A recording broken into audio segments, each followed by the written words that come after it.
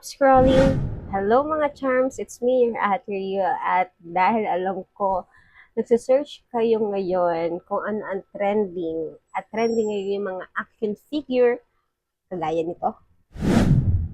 Paano nga ba ito gawin ng free? Yes, you can do free basta meron kayong AI tool na kayang mag-generate ng mga images. First is you can do it in ChatGPT or Canva or Adobe, whatever tool you have.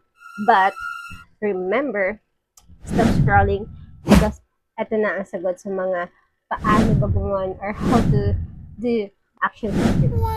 So the first thing first is kailangan meron kayong image na very clear para ma-scan siya ng AI tool. Second is to create the prompt that you need to use. Okay, prompt is the thing that you're gonna type inside your tool na gagamitin ninyo. And this is free.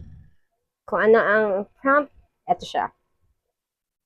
And after nyo ma-type yan, kailangan nyo siya ma-customize kung ano ba yung kailangan nyo. Kailangan nyo ba ng cartoon? Kailangan nyo ba ng action figure? Kailangan nyo ba ng pop mart?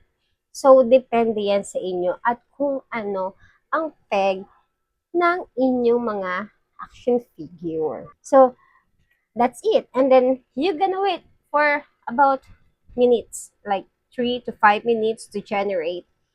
And if you're using a free tool, meron siyang hangganan kung kailan mo lang siya magagamit. So, make sure na lahat na kailangan mo sa prompts ay nandoon na. Kasi hindi ka pwede magpa-generate kay ChatGPT kung gumagamit ka lang ng free tools. And then, kapag may papabago ka, it's really up to you kung paano ka magiging boss ng mga AI nyo. Okay, kung it helps you, like and share, wag kang madamot, i-share mo na din sa iba. Kasi shinare ka naman sa'yo. Okay, yun lang.